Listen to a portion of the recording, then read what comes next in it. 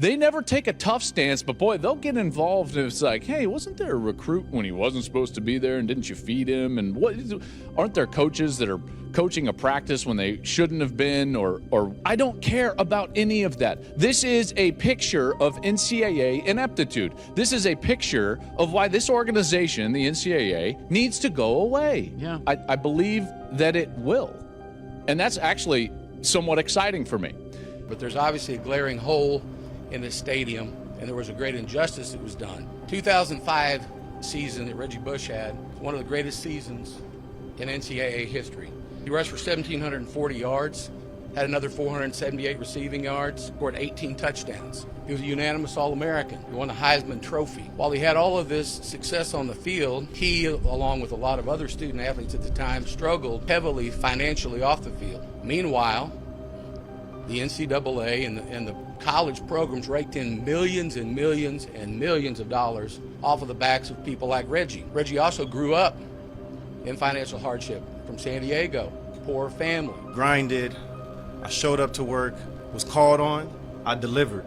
And it's unfortunate that that hard work that was put in, that was built not only by me, coaches, teammates, we all helped build this thing here. It's unfortunate that it was all torn down so easily with no factual evidence behind any of these claims.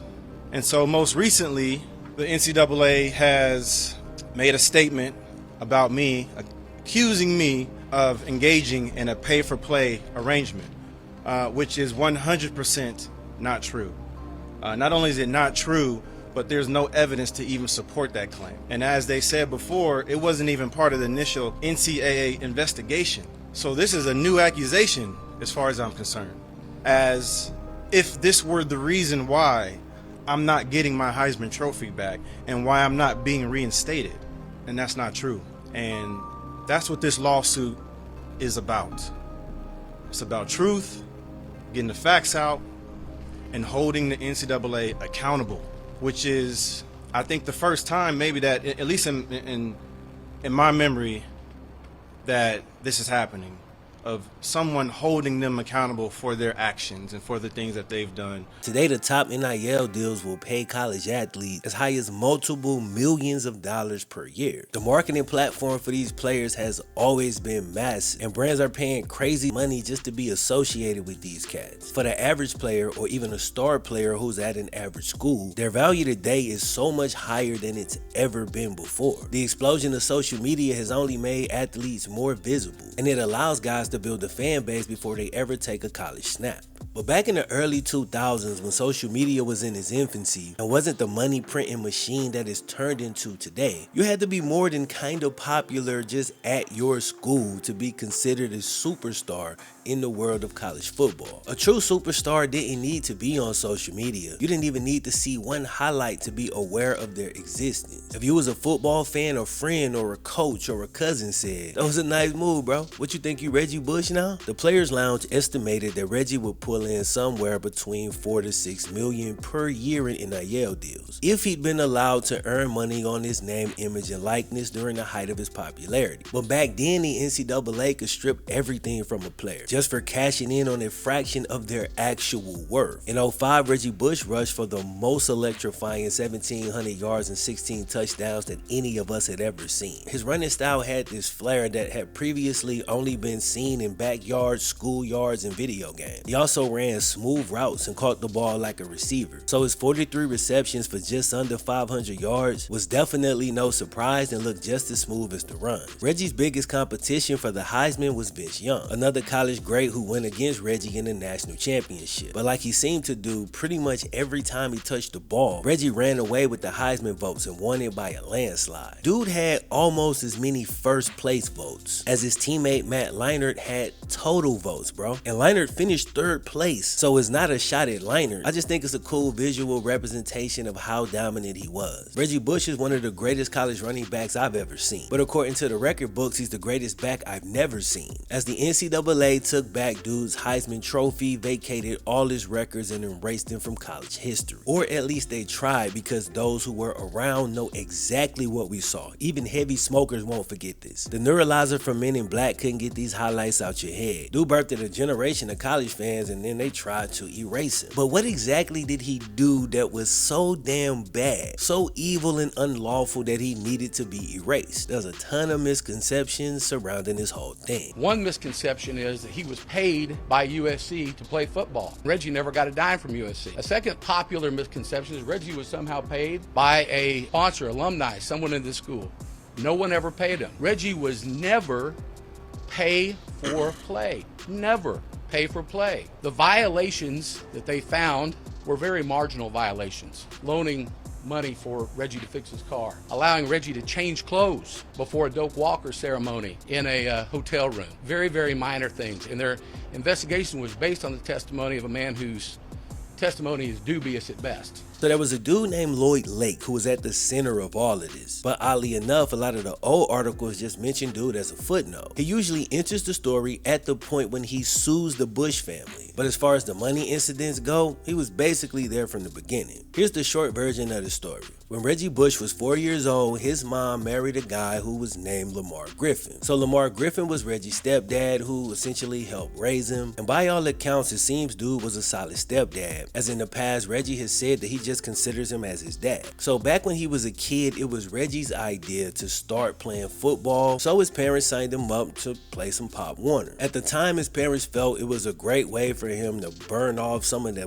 boundless energy he had. But by the time Reggie Bush hit 12th grade, he was the #1 ranked running back in the nation. And this fun little hobby meant to help Reggie mature was now potentially big business for the Bush family. If Reggie was coming up today, this would be commonplace. And dude could sign for millions of dollars straight out of high school, no problem. But back then, bro, a high school or college athlete wanting to see even a fraction of the money that they was generating was seen as something super sinister, bro. The NCAA fooled them. Back then, people believed that a college scholarship was more than enough compensation for any athlete to take, and that college athletes should be grateful if they got anything at all, while college coaches and NCAA execs bought their third vacation home. Unfortunately for the athletes, if you came up in that era, the best thing for you to do was just pray you didn't get hurt. Pray that you beat the odds and pray that you made it to the league, because if not, you'd never see a dime from playing the game of football. But with all of that said, if you wanted to try to cash in early, your lack of patience on that front will oftentimes come back to bite you. It's been said that Reggie's family, like a lot of families in this country, were basically poor and had a lot of financial hardships. So Reggie's stepdad, Lamar Griffin, back in 2004, felt that his family had waited long enough and it was time to cash in. You meeting all these rich coaches and seeing all these rich boosters and all this salami tossed around, and I think it's pretty natural that once you start seeing that and seeing your kid contribute to it, most people tend to want a better standard of living for their family. But getting mixed up with shady characters trying to cash in a few years early, when you look at it, bro, it's not really a great gamble. And seeing what Reggie's family got when compared to what they lost, I gotta say that Reggie's stepdad definitely crapped out on this one. So again, in 2004, Reggie's sophomore year in college, Reggie's stepdad met with a guy named Lloyd Lake. Now, Lloyd Lake is an ex-convict who some articles say was a family friend, some say he was a businessman, but he was basically a hustler. So fresh out of prison, he runs into Reggie's stepdad, telling him he's starting a sports agency and gets a soft verbal commitment that Lamar's son Reggie will sign with his agency, or at least that's the information that was reported. Allegedly, in exchange for Reggie's future signature, Lloyd Lake fronts the Bushes $300,000. And I'm going heavy on the allegedly because Reggie has said that the NCAA only listened to one side of the story. According to Reggie, the NCAA never even did a proper interview with him or his parents on the situation. He says they instead relied on the words of Lloyd Lake and Michael Michaels, two convicted felons who had basically brokered all the illegal deals that the Bush family was said to be involved with. Another big part of the story, at least as far as the media coverage, was this house that the Bush family was allegedly given. But Reggie and his lawyers say that that wasn't even a part of the investigation, but that the media ran with it to add credibility to his punishment. Now, there was indeed a house that Reggie and his family were allowed to stay in, so I gotta be honest, given the rules at that time, I don't see how Reggie and his family would think that this wasn't against the rules. But it seems like the issue in this whole case lies with the fact that the NCAA,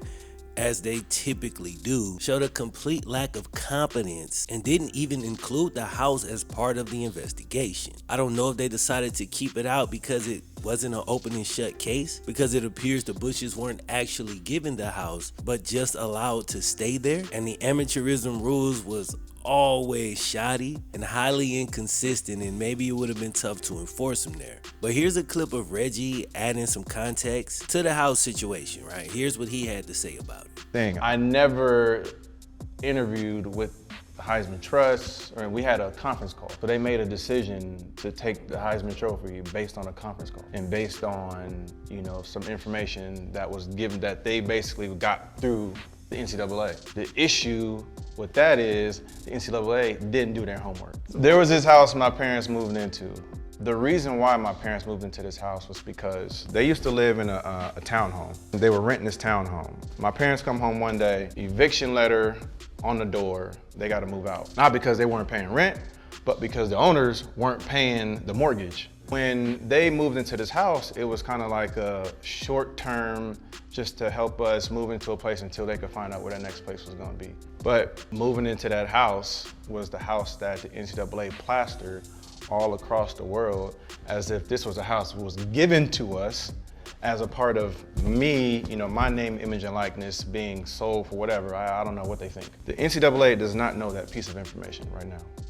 They have never, ever heard that because they didn't do their homework. It's a sloppy investigation. Everything about the investigation was sloppy. They didn't do their homework. They didn't talk to my parents. They didn't talk to any of our family members, anything. They just got information, hearsay information from two guys. One guy's name is Michael Michaels. Another guy's name is Lloyd Lake.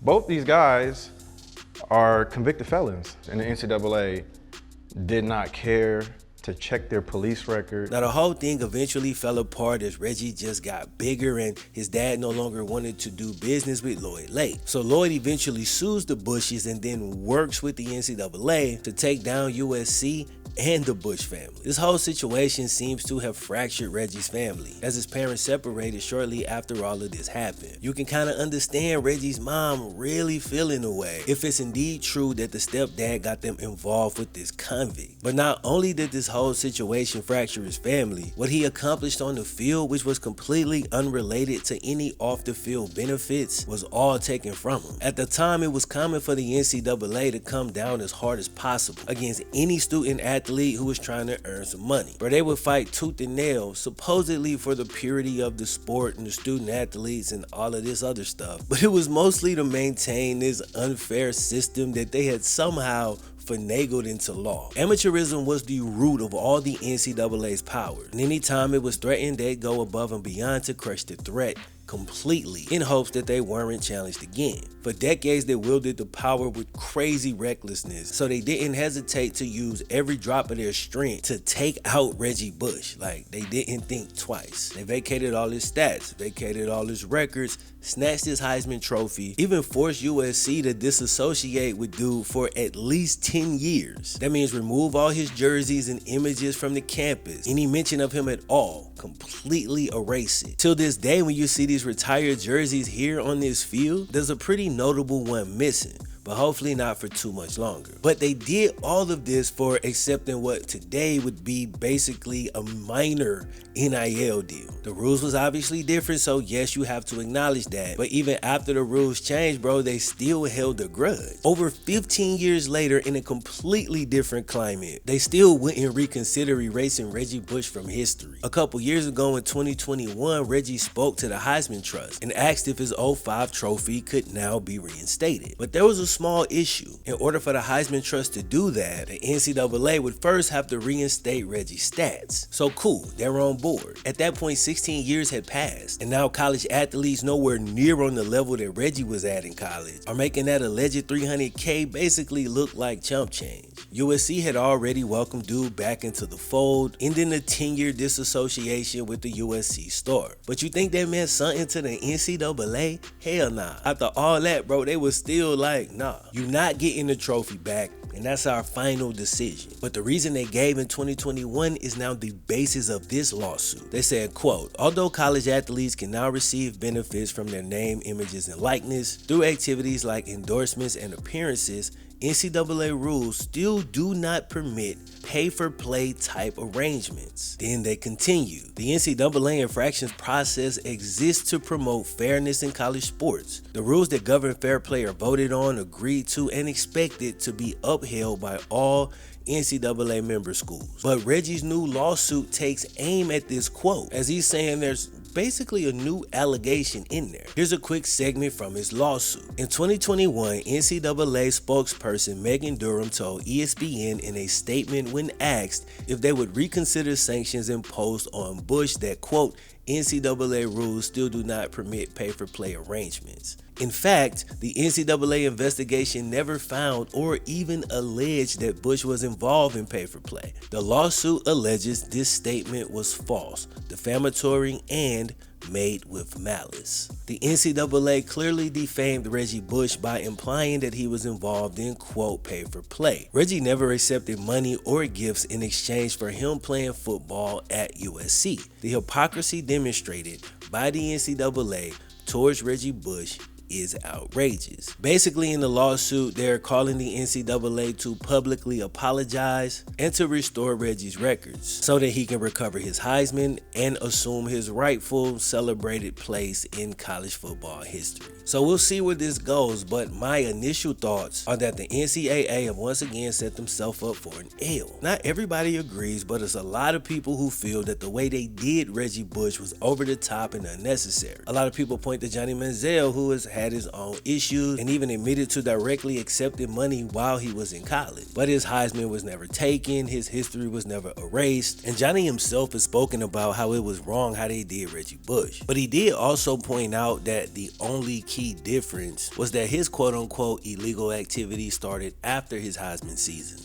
Maybe that's the logic that the NCAA used. Let me know if you think that is the case and also if you think it makes sense. But for the NCAA to still be speaking on this all of these years later, I do find pretty interesting. Personally, I think they're really proud of this Reggie Bush Heisman ban. Not because they crossed all their T's and dotted their I's during the investigation, but because it shows that even in 2023, they still have some level of power over college football. It almost feels like at this point they're just holding on to this one thing as a relic of what for them had to be the good old days. This case was borderline dead, but then they put their foot in their mouth, doubling down on their decision but giving a reason that ain't even consistent with the details of their own investigation. My assumption is that deep down the NCAA is and has been absolutely terrified as they've seen their power just basically evaporate. The NIL payments destroyed amateurism, which was the one thing that was holding up the NCAA's power. Now they're probably thinking, well, damn, if we keep folding on our old decisions, that's just gonna lead to us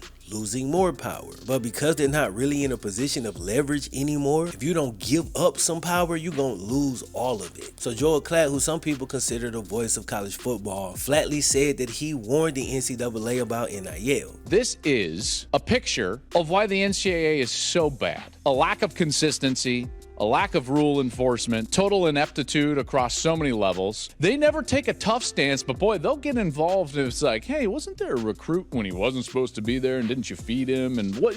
I don't care about any of that. This is a picture of NCAA ineptitude. This is a picture of why this organization, the NCAA, needs to go away. Yeah. They have been so inept when it came to getting in front of NIL. They only move when it's litigation, and they lose litigation, and they spend millions of dollars on litigation. They had a 10-year head start on NIL, and then were shocked when it happened. I spoke specifically with people at the NCAA 6 years ago, and I told them, this is what I said verbatim to them. They would ask me about name, image, and likeness, and I said, you take 2 steps that you don't want to right now, or you're going to be forced to take 10 in 4 years that you can't.